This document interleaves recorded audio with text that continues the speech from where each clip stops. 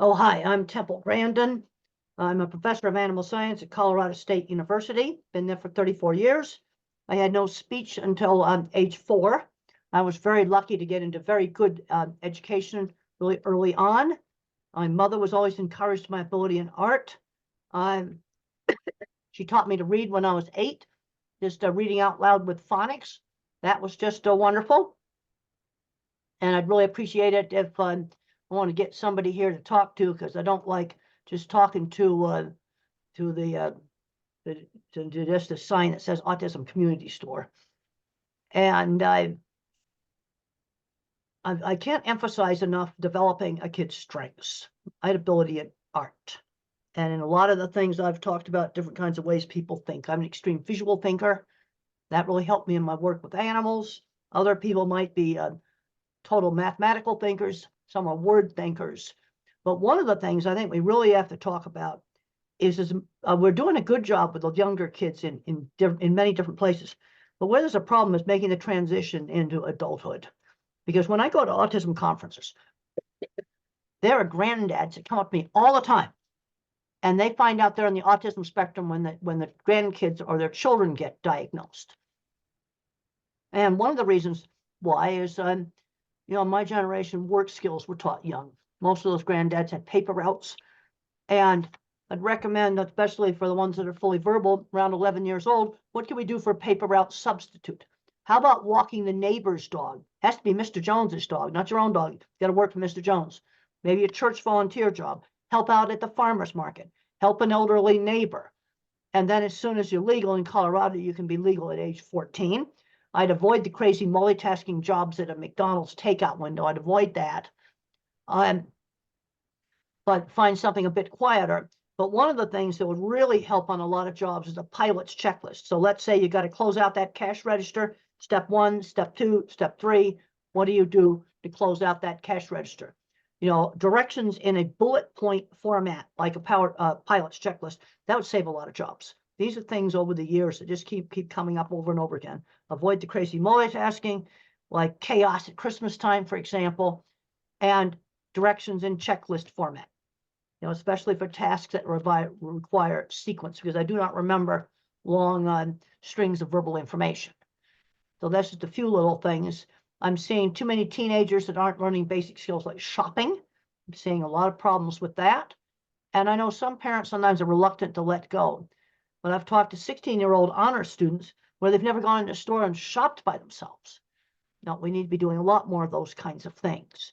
So I think what I want to just do right now is let's just open it up for questions. Hopefully you got some questions.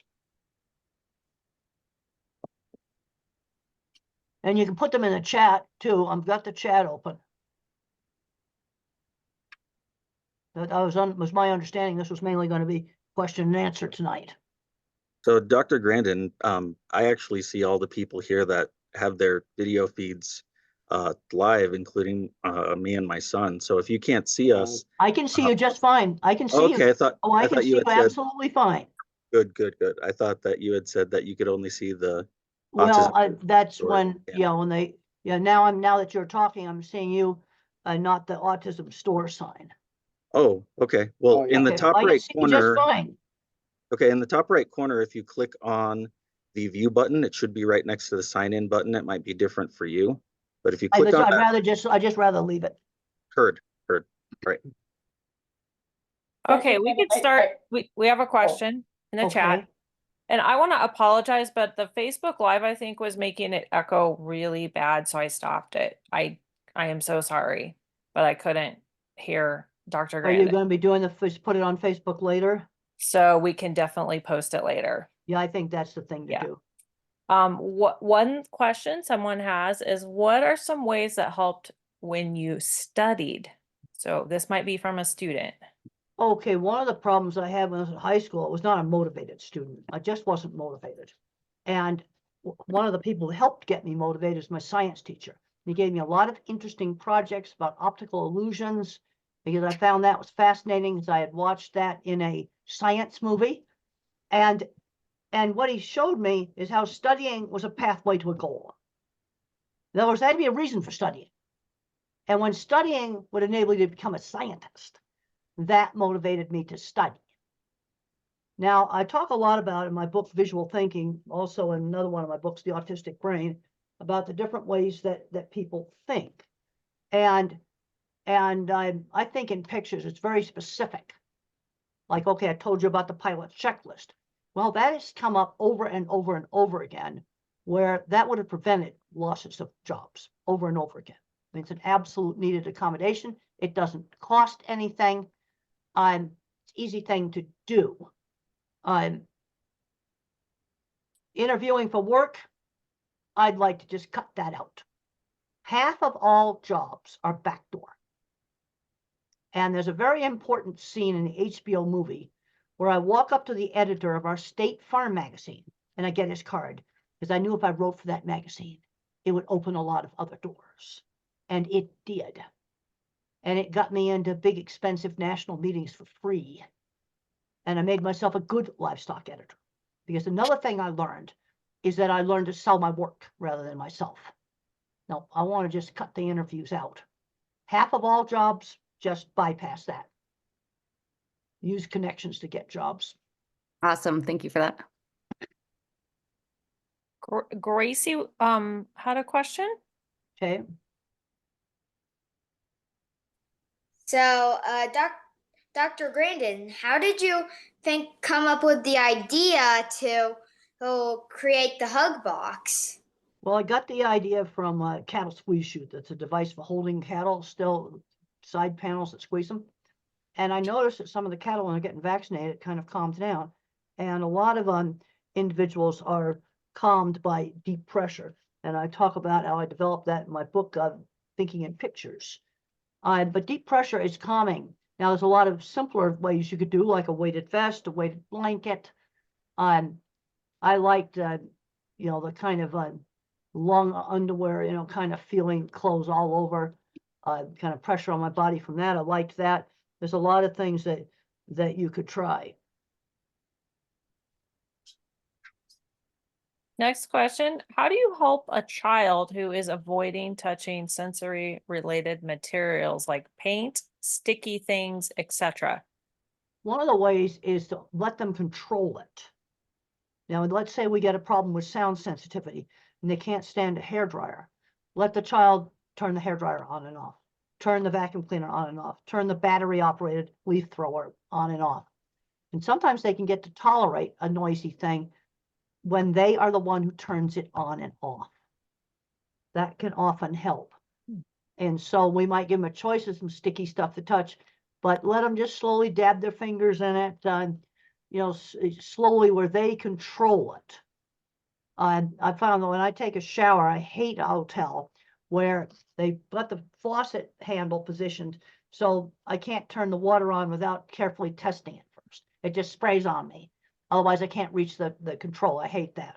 Because what I do, like in my own bathroom at home, I turn the shower on and then I get it adjusted, feel it with my hands, then I get in the shower. And then another little thing I do is I hang a towel on the towel rod so I can blot my eyes. Two really simple things that I've done. And I do that in hotels too. I'll take and throw a towel over the, like the glass sliding door, and so I can blot my eyes. But the more you can let the kid control it. Another issue that I've run into is wearing headphones all the time, which will make sound sensitivity worse. What you want to do is have them with you all the time. Well, wear them for the really horrible bathrooms with all the horrible hand dryers that go off. There's this thing called a Dyson blade. Somebody else sticks their hand in that thing. It makes a noise I really hate. Okay, that's a place for the headphones. Always have them with you. Because I had a hotel recently where the fire alarm went off 3 times in the hotel, real recently. That's a place for the headphones. Then you put on the headphones. But if you wear them all the time, it will make the sensitivity worse. You've got to have some times where you don't have them on. But have them with you. Control. The key is control. Great advice. What about Jennifer? You have your hand raised, and then we'll go with Tanisha. Yes. My daughter deals with quite a bit of inflexibility.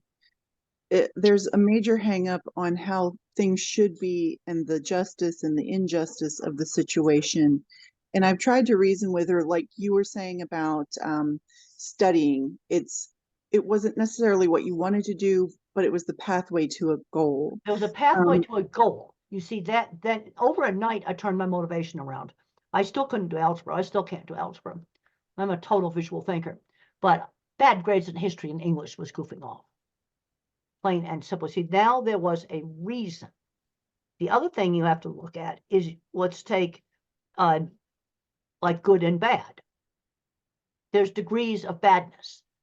Stealing an apple from a store is not the same as robbing a bank. That's why you have like felonies and misdemeanors. Well, the legal system recognizes different levels of badness, but the autistic person is going to understand that with specific examples. Okay, killing somebody's worse than robbing a bank. You can kind of rank order degrees of badness, degrees of goodness. But I have to do it with specific examples. And one of the things about verbal thinking is there's a lot of overgeneralization and using a lot of abstract words. Like I read a thing in Science magazine, I thought it was really stupid. They were talking about legislation for artificial intelligence that might, get dangerous. And so the term they used was sufficiently capable. I find it unbelievable they're even discussing it. What does that mean? Sufficiently capable to wreck the power grid or do some other bad thing. That doesn't make any, it's too vague.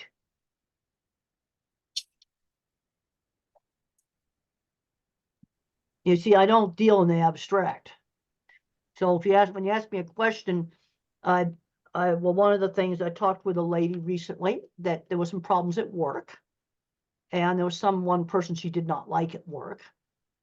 And I said, you're never going to be in a situation on a job where everything's perfect. You kind of have to weigh it on the scales of justice, and hopefully the good points of that job are going to outweigh the bad points.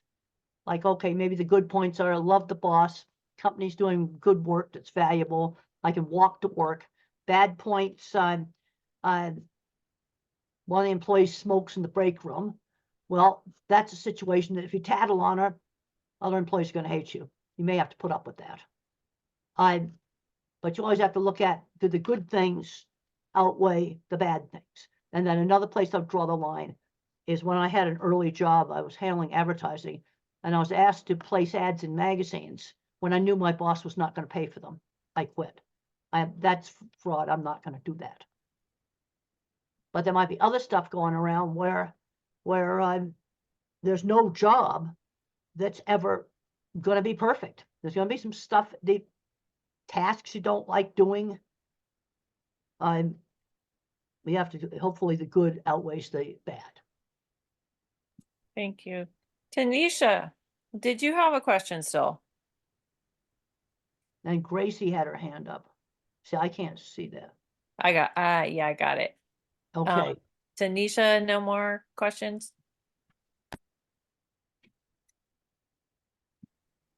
I think we got there it is. I'm sorry. Oh, there you go. I was trying to take myself off mute. I apologize. Thank you. Dr. Grandin, my question to you is this. My son is autistic and he is currently a struggling college student.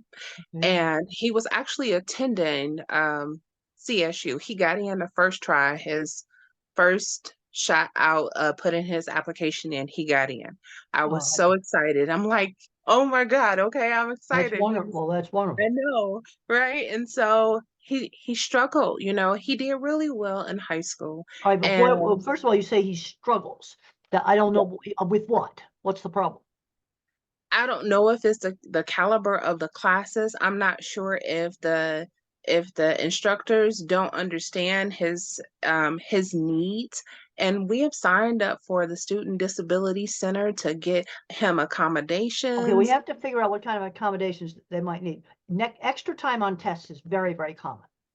Yes, we did. I That's went. very I made common. sure to do.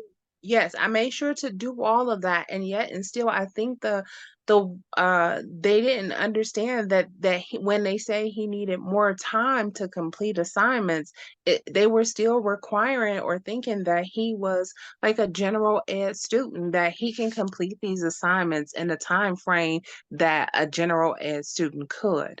And so it was almost as if I had to fight with them. I'm like, I don't want to fight with an institution, but I want to ensure that my student or my Now, is son he gets living what he on needs. campus or is he commuting?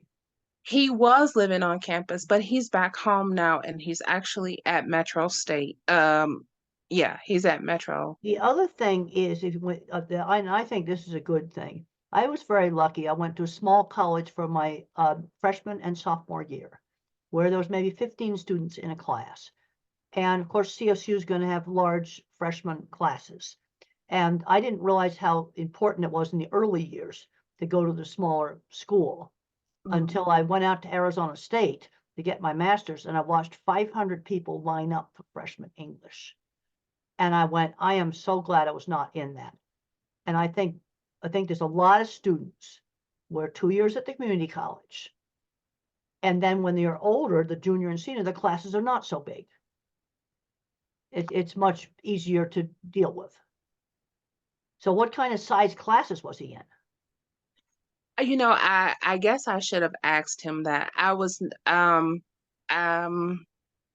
didn't ask him that. I wasn't aware of what exactly I should ask him. I didn't want to feel like I was hindering him or over mother-henning him too much to allow him to be independent. Well, yeah, and that's good that you allow them to be independent, because too many mothers, they're not teaching their kids shopping. So that's really bad. Yes. But on And the other hand, you have to have specific information to figure out where the problem is. yes. And for a lot of students, and I'm talking generalities here, I'm not talking about CSU, I'm just talking about generalities. For a lot of students, get some of those basic courses out of the way at the community college. Make sure the credits are going to transfer. And you're not going to be just thrown in there with a ton of other students in huge classes.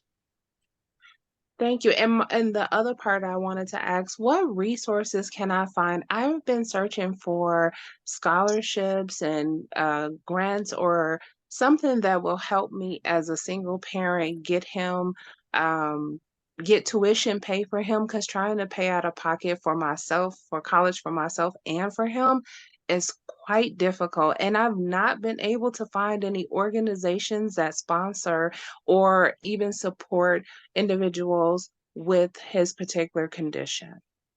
Yeah, and I'm not the person to help you with this. I'm I so just don't sorry. know.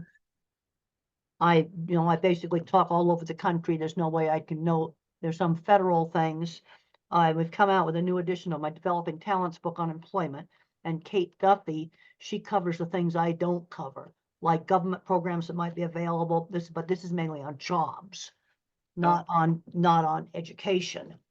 And we were on a joint seminar together, and she covered all that stuff. And then I talked about things like LED lights that flicker, noise sensitivity, pilot's checklist. There's countless jobs that would have saved. Well, thank you, Dr. And Grandin. I'm just not the person to go to for that. Thank you. I appreciate your time. Yeah, okay. We're gonna go to Tyler, who's had his hand raised for a while, and then we'll look at some. Oh, wait a minute. questions Now, in the one thing chat. we mentioned, someone brought up the TACT program, and that's for getting young adults into jobs. It's not a college program. What TACT is, it's a wonderful program. I visited it. They're taking young adults and they teach them a trade, like car mechanics, computer security, carpentry, welding. And now with how the way they work is they have a 2-week sort of exploration camp where the kids can, or the young adults by this point, can try out different stuff. Then in the classes, it's usually a 2-semester class, 6 students, small class, and they'll have the mechanic there or the welding teacher, but also a job coach, because they're going to teach them life skills at the same time. And then they have contracts with car dealers. There's no interviews. They contract with car dealers to place mechanics. 70 to 80% success rate, and there's a life coach there with them for another 2 months. But that's for teaching jobs. It's not a college program. It's an excellent, excellent program. And it would probably help them get started in college life, because they'd learn life skills. They teach a lot of life skills there. Like you got to be on time. You can't be a slob. Just things like that. But they, college, noise in the dorm would be a problem. When I went to college, went to small college, classes wasn't the problem. They stuck me in a room with 2 other roommates. There's no way I could have functioned in a triple. I couldn't get any sleep. That was a living situation that didn't work. And then finally I got in a double with a roommate that was good. And that was something they just did. And it was a small college with 450 students, 475 students when they started, little startup college. It's now Franklin Pierce University. And I basically got in there on probation. I failed the SAT in math. I still would fail it. But there's other things I'm really good at doing. I'm gonna ask Tyler to ask his question. He's been waiting a while with his hand up. Okay. So I recently heard a quote that goes, undiagnosed neurodivergence is like being handed a video game that is set to hard mode, but having people tell you over and over, it's easy, why do you keep dying? Diagnosis is learning the game is on hard mode, but it doesn't make it any easier, but you can strategize. So my question to you, Temple, is what strategies have you learned throughout your life that you can share? Well, one of the things I've been freelance on my cattle design stuff and the way I sold jobs, I wrote about them in magazines. That's how I did my advertising. That getting that journalism job was very important because back in the 70s, there weren't many women in the, working out in the pens and stuff with the cattle, but there were women in ag journalism. And so I recognized, that door. But I looked at those opportunities. But it's sort of like you got to take it one step at a time. And now I've got such a bad working memory. What was exactly the question? What strategies do you have or have you learned throughout your lifetime that you can share? Well, I already shared one of them. But you see, I don't think in the abstract. I don't think verbally. I recognized that working for that magazine would help me. It got me contacts for getting projects. And then when I started freelancing, starting with the sign painting business, I showed off photographs of my signs. That's how I sold jobs. I basically, one of the strategy I used was to sell my work rather than myself. Okay, now what's your area of strength? I'm an electrician. You're an electrician? Okay, so you've got a good job then. Yeah, so I work really well with my hands. Okay, well, good. And you will have a job that will not get replaced by AI. That's a good job. Be proud of that. You're an electrician. That's wonderful. So you obviously managed to be successful in that. Yes. That's absolutely wonderful that you're an electrician. How did you get started in that?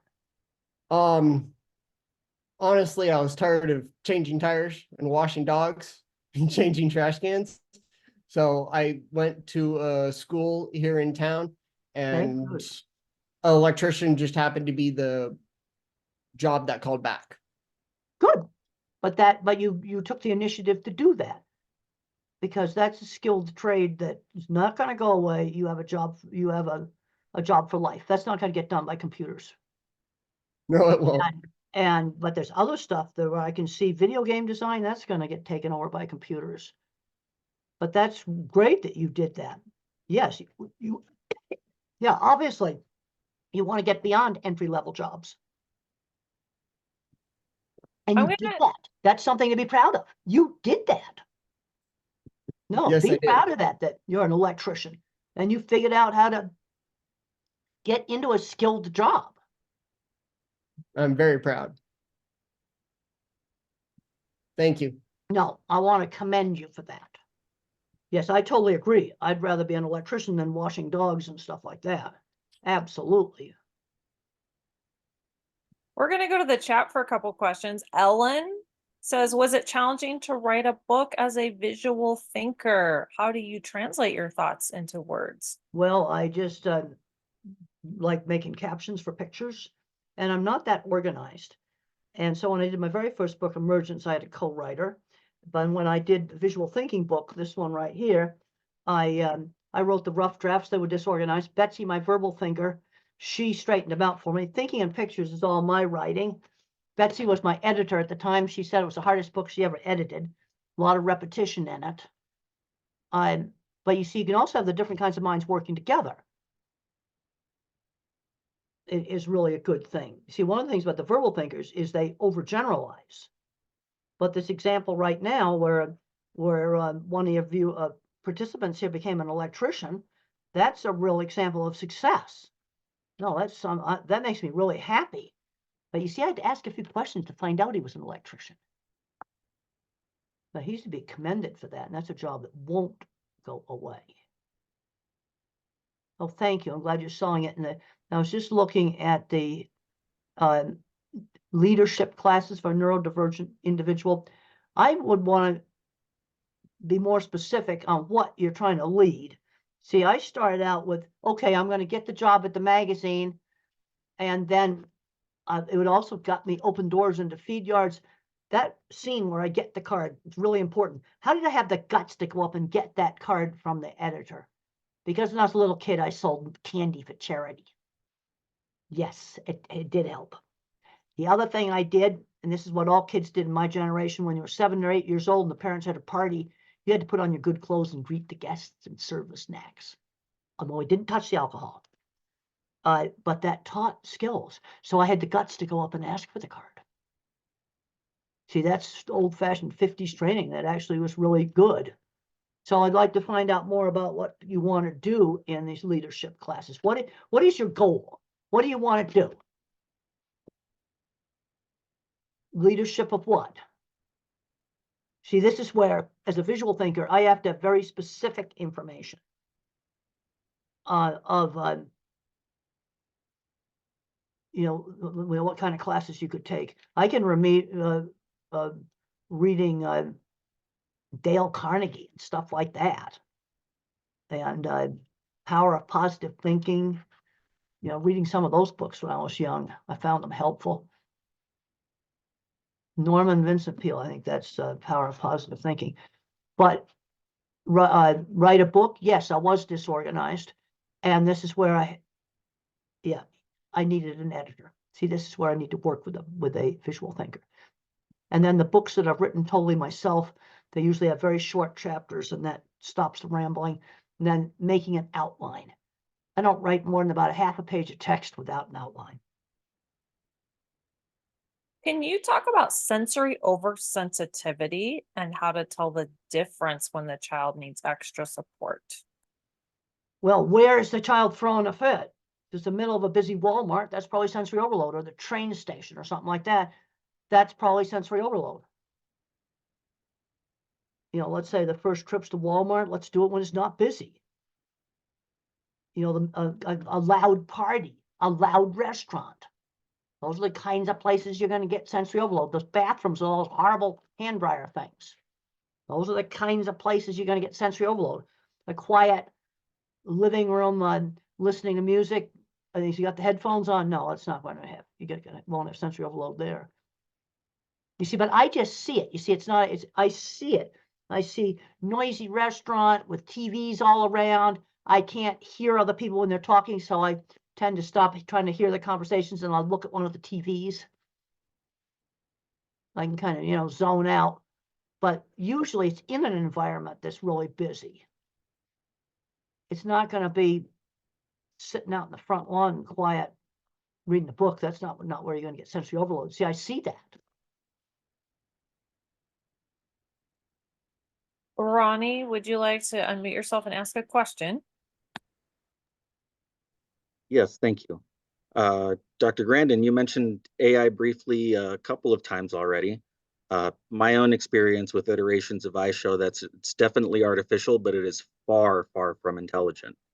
I believe that true AI could be a very helpful tool for neurodivergent individuals with, coping skills and being able to at least feed suggestions of, what can be done in a given situation.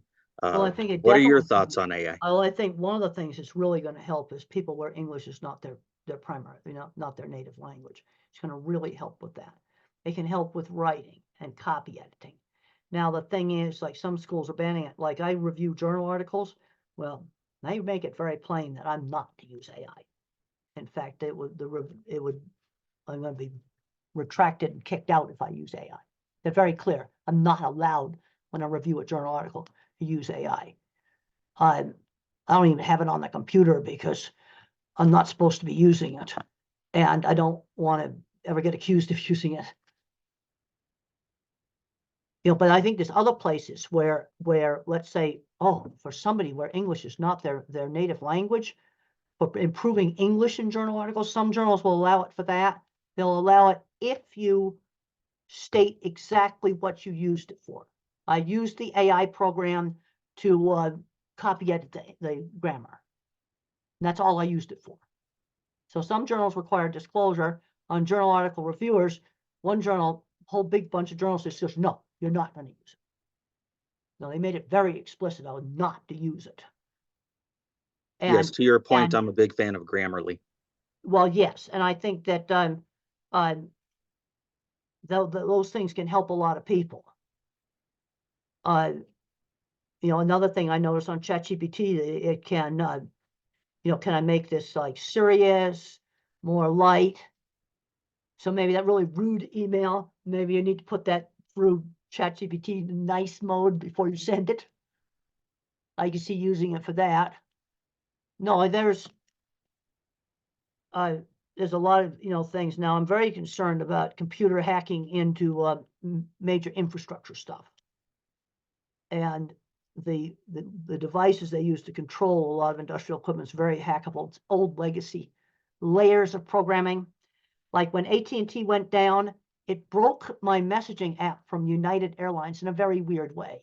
It does not work in Denver. It worked perfectly in Minneapolis. Another city it half worked. That means that there's layers of computers.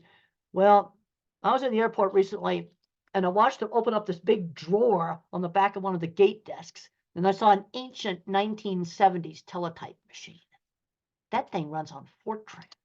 That was recently. I don't even remember at which airport it was, but I remember seeing them pull this. Normally just a little tab comes out. And I saw that machine and I go, that's a relic from the 70s. So you've got legacy software, might be even running Fortran. That's my generation. Layers of this stuff breaking in weird ways.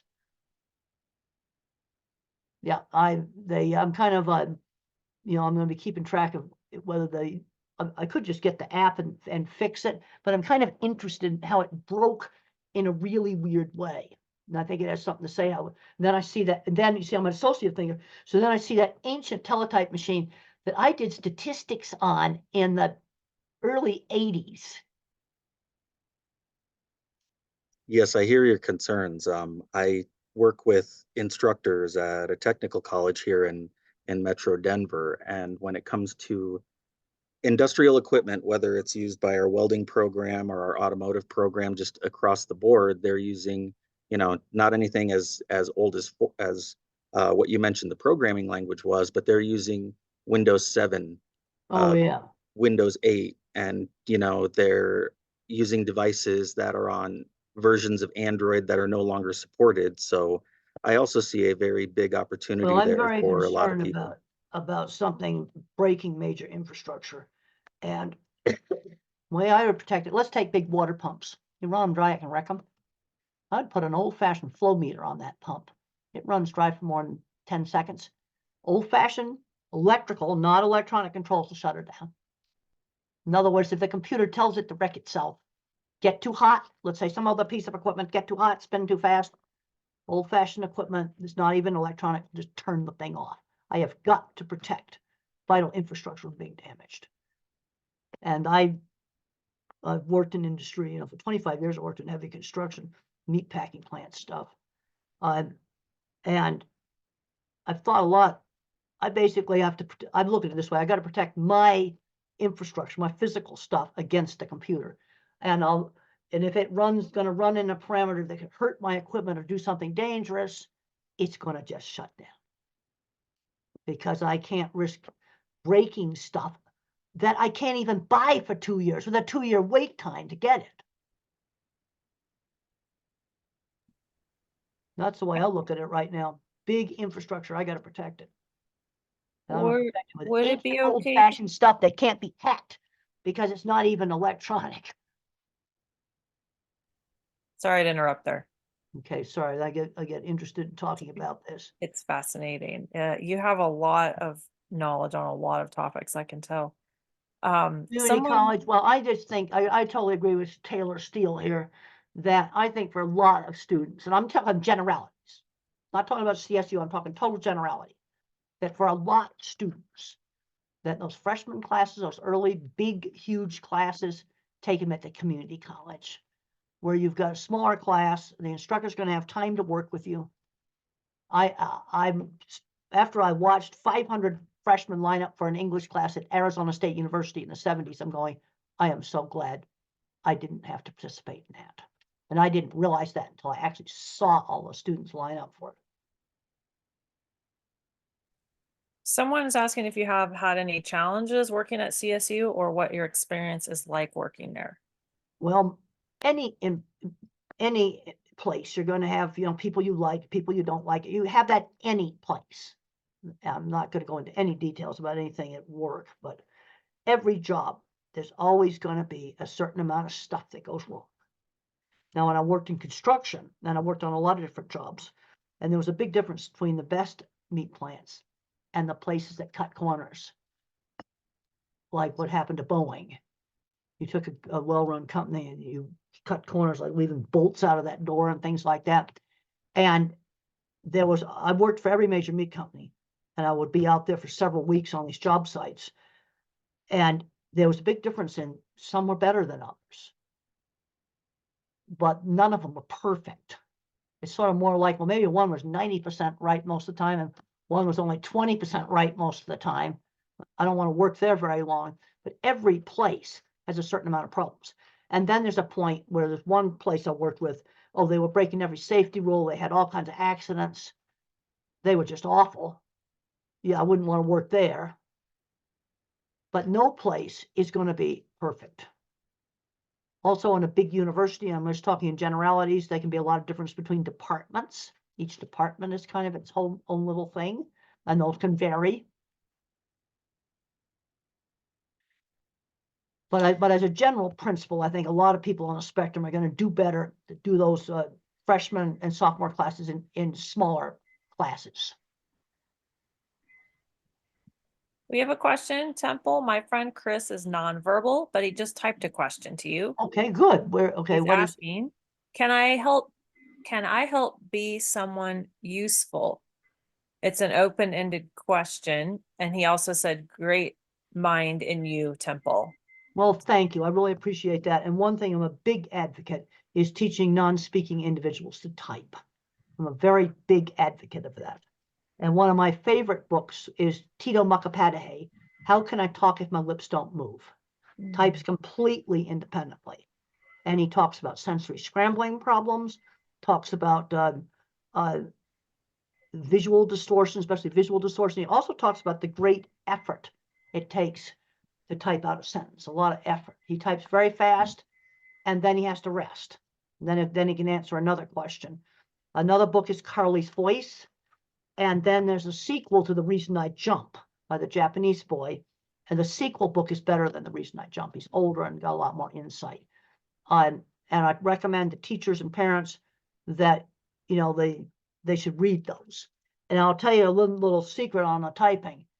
It's going to be a lot easier to learn to type on a tablet where the print appears next to the keyboard. Very important. Or you get a special keyboard where print appears right along the top of the keyboard, because attention shifts difficult. Like on this desktop right here, I got to look way down here and then way up here. They can't do that. Laptops are bad too. Use a tablet. Or if you have to do a desktop, get a box, put the keyboard on a box right up against the monitor, so that when they touch the button, they touch the A button, they can see the A. They can't, what they have problems with is doing this. No, they touch the button, they gotta be able to see the button and then see the print. So that keyboard's gotta be right close to where the letters, and tablets can often work really well, and sometimes big phones, but phones are pretty little. But where laptops, you're still too far away between where the key is and where the print appears. And maybe a follow-up to Chris, the first part of Chris's question, can I help be someone useful? I'm wondering if he's asking for a tip of how he can be useful even as a non-speaking person. Well, there's a lot of things you could do. You could be a really good writer. You could write. The other thing is advocate to get other non-speaking individuals typing, because what I'm finding on some of these individuals, they have a good mind trapped in there. It's like they have what's called locked-in syndrome. And they can't, Noki, the Japanese boy, wrote, well, I'm like a broken robot. I can't control my movements. And that was very difficult. But one of the things you could do is advocate to get other people typing, and there's been the issue about who's doing the typing, the facilitator or the person. Tito's, nobody's touching them. The ones I'm at, nobody's holding a wrist or anything like that. They're completely independent. And the other thing I did with Tito is when I first saw him, I showed him something he couldn't possibly have been rehearsed on. I found this weird picture of an astronaut in a spacesuit riding a horse in the desert. It was an ad for some tech company. And I showed that to Tito. I said, tell me about this picture. And he typed super fast. Apollo 11 on a horse. There's no way that was cute. I'd never seen the picture before. His mother had never seen it. He'd never seen it. And then I was at a conference where he came in with on Zoom, and I asked him what it was like before he had typing. And he said, emptiness. No, I'm a big advocate of getting nonverbal individuals typing. And you might have to hold the wrist or something in the beginning, but I want to get that faded out, because the only way you can be sure the facilitator's not pushing the wrist around is not be touching them at all. Okay, thank you. A question from JC and Casa. How do you manage not to get stressed or overwhelmed by the workload of assignments? Any tips or suggestions? Well, one thing I do is I don't wait until the last minute for assignments. I have a big paper calendar where I have each month, and I'd write on there like when the term papers were due and things like that. And I'd never let the work go to the last minute. Now, I think there's some students that may need to take a lighter load. I can think of one example I talked to during COVID when everything was online. Well, she had 2 heavy-duty classes, biochemistry and statistics with labs, and she had too many family commitments at home to handle both of those classes. I said, you're going to have to drop one. I'm not going to tell you which one. One of them's going to have to go. You got too much stuff on the plate. And sometimes you just got to look at, and then get better time management. But I never stayed up all night studying for an exam and stuff like that. Every night I'd put aside time and study each night. But I remember when I was in my 20s, I built a house. I thought, how am I going to do that? And it was with the Lindell Cedar Homes. They said it's as easy as 1, 2, 3. It's not. But the way I had to approach that is one window and one door at a time. It's one window and one door at a time. Otherwise, you do get overwhelmed. I love it. One window and one door at a time. That's Thank the way you. I looked at it. Amanda says, do you have any tips on what to do when your mind gets stuck on something? Like if you run into a problem and can't stop thinking about the problem? Well, one thing that's helped me, I do take antidepressant medication. And that's discussed completely in my book, Thinking in Pictures. And even though this is over 25 years old, drugs haven't changed. And the information is still accurate. That helped with that. Another thing is lots of exercise. I do 100 old lady push-ups every night. And then I lay on the floor and I swim 100 laps laying on the floor every night. That burst of heavy exercise is also helpful. Now, it took me a while to get up to that. You don't just do that overnight. Wow. Okay, Taylor says, advice for dyscalculia ? I'm taking intro to statistics and have trouble with greater than and less than, relational thinking, right and left, etc. Thank you. Well, I couldn't do algebra because I can't convert it to a picture. Now, I didn't have a problem with with the sign, you know, for greater and lesser. Well, I was right-handed, so if it points to the right hand, that's the greater. And the non-dominant hand's the left hand. That's one way I understood that. I have to convert it to a picture. And the other thing that helped me, like on statistics, is I sat down with a tutor and we made up projects. We made up data sets. And then, okay, now we have this data set. What statistics will we use on this data set? And by taking specific examples of research, then I could understand which statistics test you would use. No, I had to be tutored. I got a C in statistics. I was horrible in math. I had to major in psychology, and I actually do a lot of engineering work. But what I learned when I worked at places like the Montfort Fab Shop back in the 90s is that, which unfortunately is closed now. That was a really terrible shutting that down. They were building all their own equipment in there.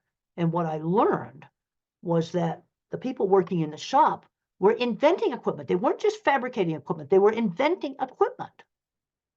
And they were tiring out. There's a lot of stuff we have to buy from Europe now for food processing.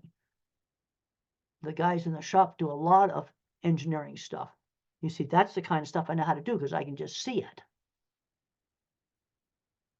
And I'm worried that we're losing skills on the extreme visual thinkers. You know, and as I wrote about the disasters in visual thinking about Fukushima, somebody has to visualize, you got to put watertight doors on it to protect the electric emergency cooling pump. They didn't see it. The mathematicians didn't see it. What happens if the water comes over the seawall? I can tell you exactly what's going to happen. I can just see it. Electric pumps don't run underwater real well.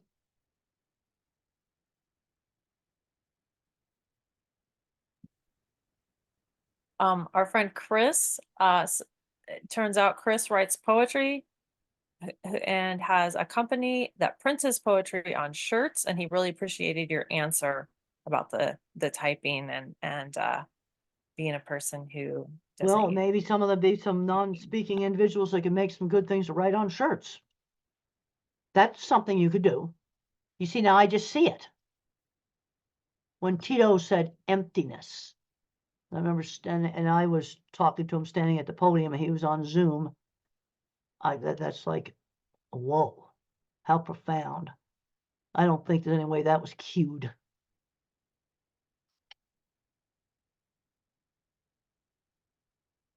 Tyler's had his hand raised for a very long All right, time. well, then Does he have Tyler needs to another ask a question. question. Okay. Go ahead. So, the question about supervising, one area I struggle with is supervising at work. I can instruct what to do step by step. But in terms of leading, I definitely struggle in that area. And I recognize that part of it is definitely social construct, which I really don't care much about. And I recognize that makes things difficult, but any Now, is this thoughts? working with an apprentice? Yes. With an apprentice, yeah, where you're trying to teach them how to do the stuff. Yes. You know, the thing I would do is I'd find some pictures of how to do stuff. Here's a great video of how to wire a light switch. I'm just thinking up an example. Sure. And that might be easier, and you can even make some of the videos and give them to them. You see, but in order to help you, I have to know where exactly you're having the problem. Now, there were 2 electrician apprenticeships got fired because they went yak, yak, yak, yak, yak, and then they installed the wrong fixtures in the wrong places. Write it down. Yep. Okay. Write it down. It's this chandelier goes in the living room, and this other light, whatever, you know, whatever it's called, goes somewhere else, and you put the dimmer switch here. And but I need to find out specifically where you have a problem with. Is it with it? Because there's 2 things. There's apprentices you're teaching, but then there may be other people where they're just threading wires through the walls or something, and you don't have to teach them. So No, where, I'm having problem? to, I have to dig into it and get very specific. yeah, I'm having to teach everybody and, well, everybody that I work with, I should say. And it's really the social construct of being a supervisor and having other people follow my instructions, whether they be wrong, right, or indifferent. That's not the point at the time. The point is at the time that I'm leading them to, wire the light switch, and they need to follow as due. And so that seems to be very easy for most of my coworkers, because everyone just gets along, but me, supervisory wise for the most part. And so that would be the area I struggle in the most. And you see, you've got situations where you have to teach them how to wire a light switch, but there's other situations you have to tell them where different types of light switches go. Well, that I just put it on a list and stuff to do today. And then you have the thing where you're going to show them how to wire a light switch. Where exactly do you get into the worst trouble? I would say communicating how I do things. So when I wire a light switch, for an example, I get very detailed and very specific about it, sometimes more than what's necessary, but I feel that is what sets my work apart from others. And that's Well, why this is attention to detail. I mean, Boeing didn't put 4 bolts in a door with some very, very, very bad results. Details matter, like how you wrap them. Because I actually have wired a light switch, so how you wrap the wires around and get the screws on just right, so it's a good connection. That does matter. yeah, and Doing okay, I just said, who would I want assembling the rudder mechanism of the plane I'm going to fly on? I want you. In probably the don't Boeing want factory Boeing. to assemble the rudder mechanism. So when the pilot pushes the rudder pedals, they actually work. And they had problems with that in the Boeing airplane. The pilot landed and the rudder pedals didn't work. He was able to steer with the nose wheel. It's very dicey. But I'd want you assembling the rudder for the airplane I'm going to fly on, because I know it'd be done right. You see, that's also important. You can say, yes, I'm really fussy, but I want those connections good. I don't want to start a fire or something like that. Mhm. It's important to do it really right. And I'm really fussy, but I can make you a good electrician. Maybe Okay, that's the way to approach it. I'm really cool. fussy Thank you, about Temple. exactly how I do it. I really appreciate it. Maybe that will help you out. I think it definitely will. Okay, good. And then Oh, it's the obvious thing, you don't call them names or something like that. I made, Shannon. Excuse me. okay, Dr. Grandin, I know that you've made huge contributions to livestock handling through your really unique perceptions of how the animals experience their environment. And I'm wondering if you have similar insights for how humans move through the world. well, I'm a total visual thinker.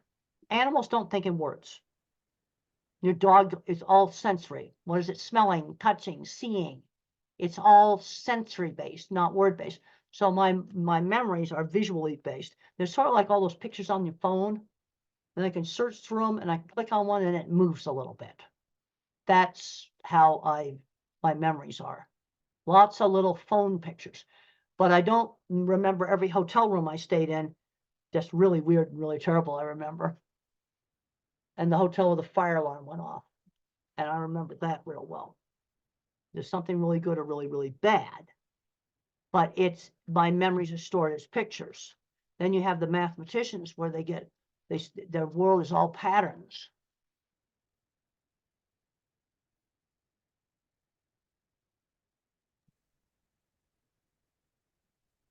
Mia, did you want to ask a question? We have about 5 minutes left. Yes, my question is, was it hard for you in school, and did you have any difficulties in writing in any subjects? Well, I wasn't the greatest student. I learned to read with phonics. I didn't know how to read when I was age 8. And mother taught me with phonics, just sounding out my words. That worked for me. And also we used a book that was fun to read, Wizard of Oz. That was a fun book to read.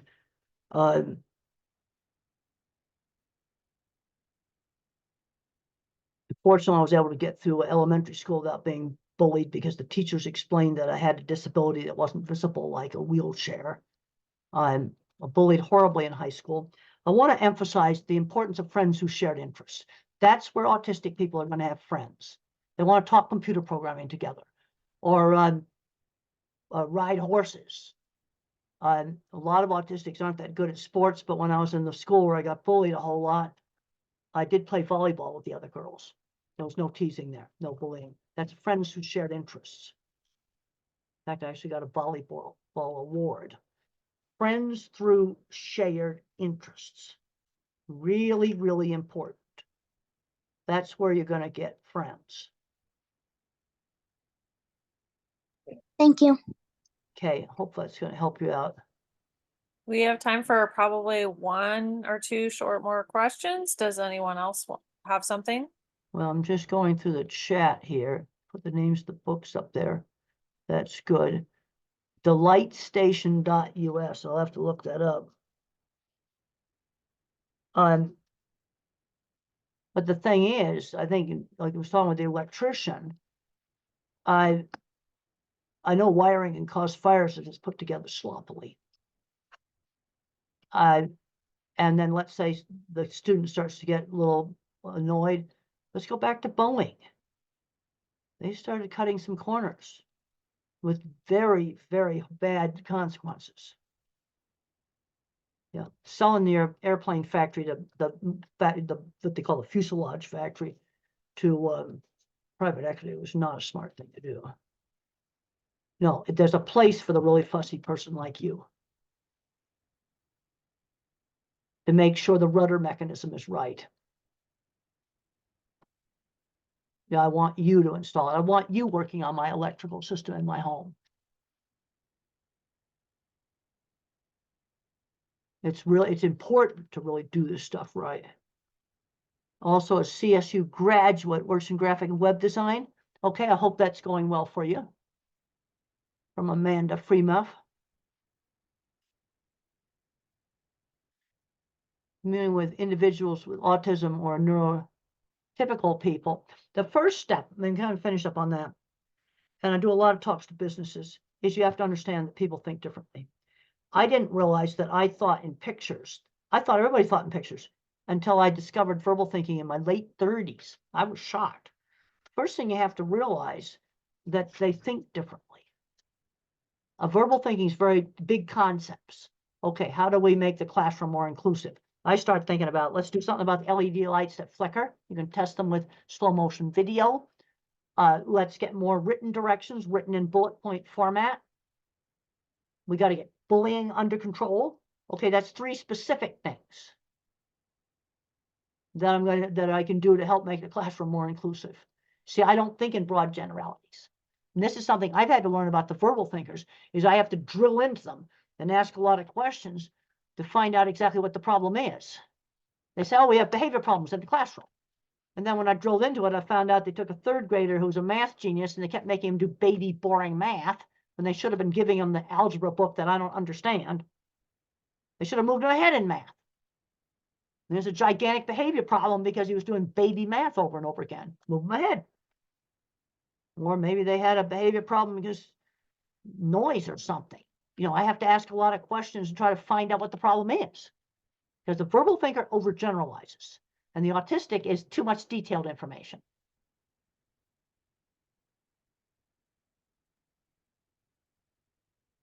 Well, thank you for all the comments. It's gotten to the end of the time. I've got a stack of correspondence I've got to answer.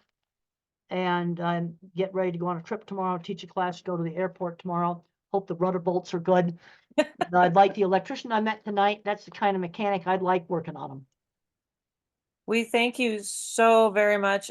everyone for coming and listening. Dr. Grandin gave of her time freely tonight, and it is just an honor to be in your presence. And we thank you so much for coming tonight. Well, the other thing is just trying to figure out practical stuff that you can do. And it's been great to talk to everybody. I'm going to sign off, and I've got to get into a heap of correspondence that's piled up, and it's been great talking to everybody. Okay, goodbye. Bye now. Goodbye. Thank you. Bye.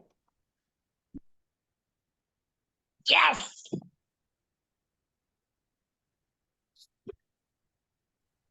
I have a question for the autism store, please. Oh, yeah, sure. Go right ahead.